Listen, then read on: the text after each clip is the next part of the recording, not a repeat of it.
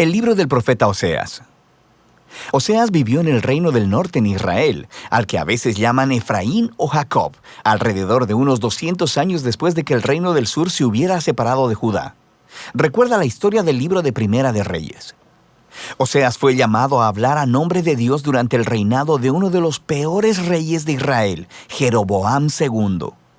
La nación estaba cayendo en el caos y en el año 722 el grande y terrible imperio asirio arrasó y destruyó a Israel. De nuevo, mira la historia de Segunda de Reyes. Y Oseas había visto venir todo esto. El libro es una colección de aproximadamente 25 años de predicaciones y escritos, y casi todo es poesía. Y esta colección ha sido diseñada para contener 3 secciones principales. Profundicemos y verás cómo funciona. La sección inicial cuenta la historia del matrimonio destrozado de Oseas con una mujer llamada Gomer, quien comete adulterio. Ahora, no es completamente claro si Gomer se acostaba con otros hombres antes o solo después de que se casaron, pero ellos tuvieron 3 hijos y luego las cosas se desmoronaron. El punto importante es que Dios le dice a Oseas que a pesar de la infidelidad de Gomer, él debe ir a buscarla, pagar sus deudas a sus amantes y comprometerse en su amor y fidelidad hacia ella una vez más. Y luego, Dios dice que todo esto, el matrimonio roto y luego restaurado, y los hijos, son símbolos proféticos que cuentan la historia de la relación de Dios con Israel. Dios ha sido como un marido fiel a Israel. Él los rescató de la esclavitud, los llevó al monte Sinaí, donde entró en un pacto con ellos. Les pidió ser fieles únicamente a Él.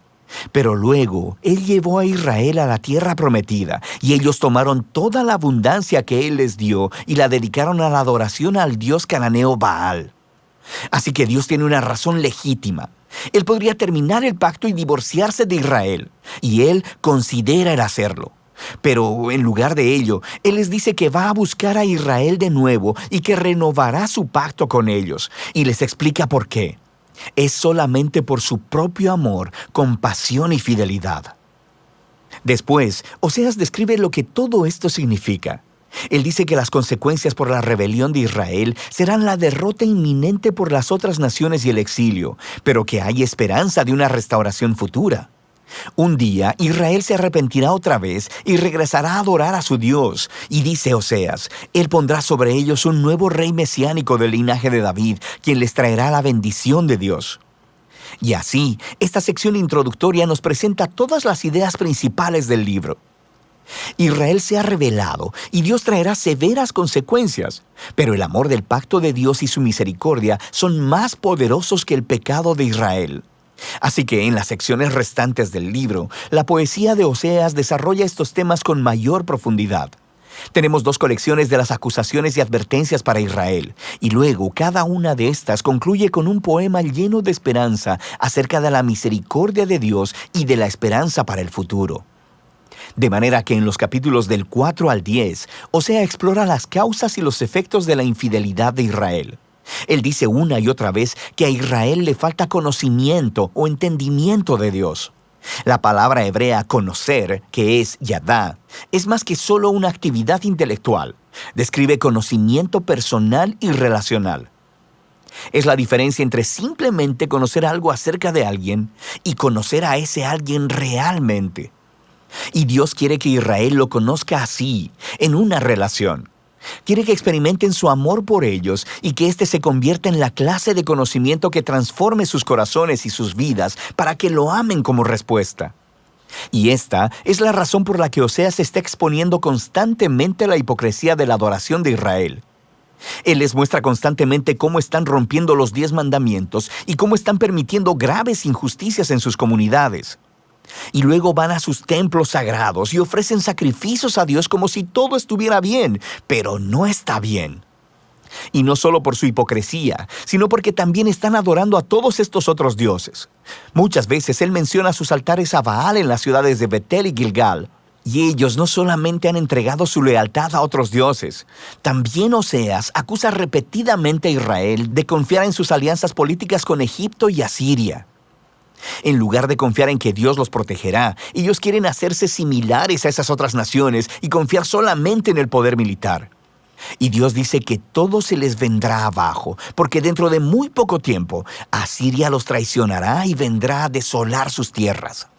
Y en esta otra sección de advertencia, Oseas da una lección de historia sobre el antiguo Israel para mostrar cómo esta familia ha sido infiel desde el principio. Él alude a la traición y a las mentiras del patriarca Jacob. Recuerda a Génesis 27 y 28.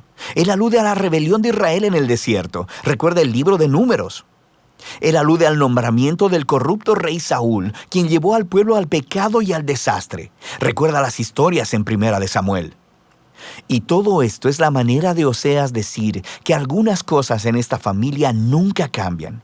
Así que, ¿qué esperanza tiene Oseas? Bueno, sabemos por el capítulo 3 que Dios hará algo para salvar y restaurar a su pueblo, y eso es lo que exploran estos dos capítulos finales. El capítulo 11 es hermoso. El poema muestra a Dios como un padre amoroso que crió a su hijo Israel y luego compartió todo con él.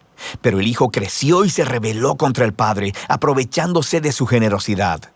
Entonces, en este poema, Dios está emocionalmente destrozado. En un momento está enojado y naturalmente dice que traerá severas consecuencias, pero al siguiente está quebrantado de corazón. Y luego, Él dice que es movido por su misericordia y compasión y que Él perdonará al hijo que ama. Él dice, ¿cómo te abandonaré, Efraín?